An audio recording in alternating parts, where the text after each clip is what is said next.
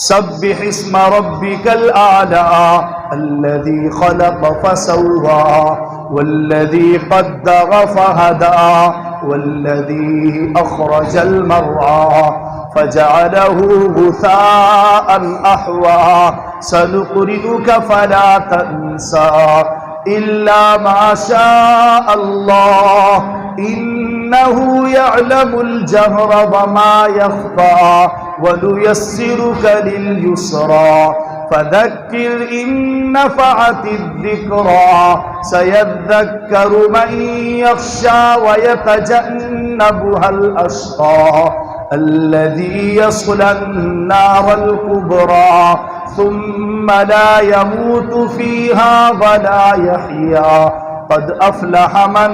تزكى وذكر اسم ربه فصلى بل تؤثرون الحياة الدنيا والآخرة خير وأبقى إن هذا لفي الصحف الأولى صحف إبراهيم وموسى.